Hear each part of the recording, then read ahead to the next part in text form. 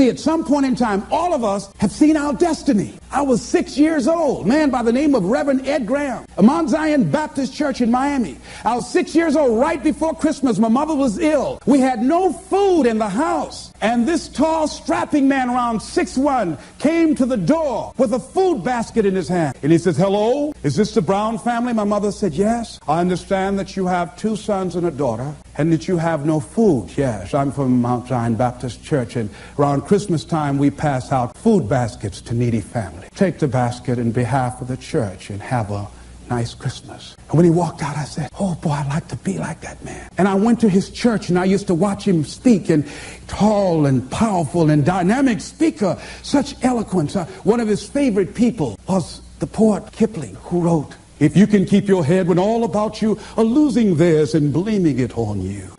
What eloquence he had. And I said, "Oh, I would hunt Wesley." I said, "Wesley, I'd like to be like Reverend Graham. Boy, he's powerful." A friend of mine, Mildred Singleton, my former fiancée, she was with a school outing. But we're still good friends. She is y'all always dipping in my stuff, but anyhow. Somebody say, "I'll take you, it's all right."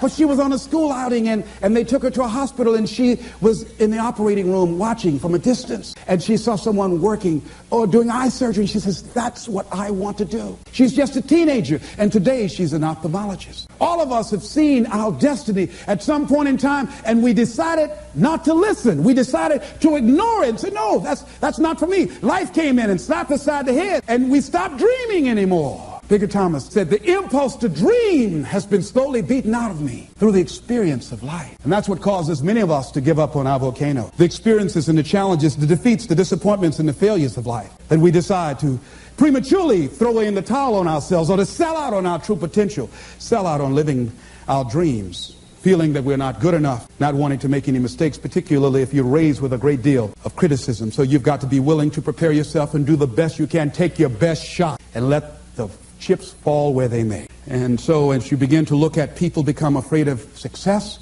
because they feel they're not good enough, they can't handle it, the responsibility is too big. I've been there. And when you feel that way, you begin to unconsciously work against yourself to make sure that you don't get it. You begin to sabotage your own potential in a variety of ways, through procrastinating, through not taking care of business, not giving reports on time, not spending your time wisely, squandering your time looking at a lot of idle television, or spend all your time lamenting and complaining about how bad things are, using your energy negatively rather than positively, complaining rather than producing. That's what we do when we're afraid of really making it. And when you're afraid of the unknown, when you're afraid to take that leap, when you're afraid to venture out there, that's a real challenge. I'm reminded about a little boy. 2 little guys were out playing on some ice that was supposed to have been solid. And one of the little boys stepped on a thin area of the ice and fell in a hole. And as he began to start thrashing in the water, he began to move with the undercurrent to other areas of the ice, and his friend was there trying to help him, beating, hitting the ice, trying to save his friend. And he panicked, and he looked just a short distance away, and there was a tree, and he went and he ripped a branch off, and he came back trying to get his buddy out, and he just took the best he could and started scraping around the ice to make a circle. And when he did, he started beating on it, and there, all of a sudden, the ice began to crumble, and he was able to pull his friend out to safety. When the paramedics finally got there, they saw what had happened, how thick the ice was. He saved the little boy's life, but what baffled them, they looked at the branch, and they looked at this little scrawny guy and said, "How did he do this? It's impossible." They just went beating around the ice to see how thick it was, hearing the thumping sound. Said, "How did he do that?" I mean, it was a miracle that he was able to just take that branch and go around, make a circle, and beat the ice and pull him through. He's just too small. It's just impossible. And an old man standing around, hearing the conversation, stepped forward and said, "I can tell you how he did it. He didn't have anybody here to tell him he couldn't do it."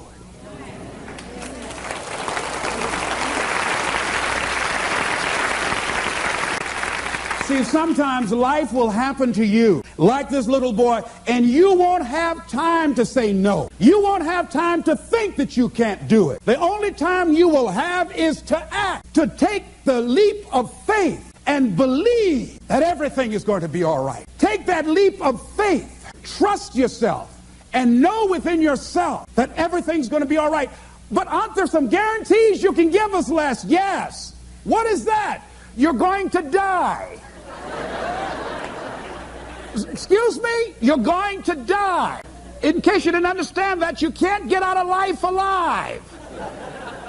So I'm saying to you, you got 6 months to live. Live your life now. Live your dreams now. Start acting like this is your last day on the planet. See, if we decide that we don't need a pronouncement from some physician to say we have 6 months to a year to live in order to really begin to appreciate the beauty of life, in order to really to make some hard decisions in life. See, we have the power in our hand. Like those little boys, we have that kind of power, that kind of genius, that kind of fortune, that kind of wealth, that kind of happiness, that kind of sense of fulfillment in our hands. We have that. We have that. It's in our hands. It's on us. And nobody can make that decision for us. We can give it away. We can give it to the company store for $400 or $500 a week, or we can exchange it for how people think about us, how they feel about us, and go through life and resign ourselves to be miserable as we go to our graves, looking good for everybody else except to ourselves. Or we can decide, hey, wait, this is the only life that I have. And that is my volcano. And I'm going to take the leap of faith. I'm going to jump in it. And I'm going to handle it because I know the universe will never give me anything I don't have the capacity to handle. See, I say to you that you've got the power within you to handle any kind of volcano in your life, regardless of how it shows up, regardless of any kind of challenge that you might have in your life. I say to you, you got that in you right now. Where will it come from? Don't worry. If you trust yourself, it will come to you at the right time in which you need it. If you believe, and don't doubt, if everything in you, there's something about life, I believe, that when a person resolves within themselves, that this is how I give my life, this is how I'm forwarding myself into the universe.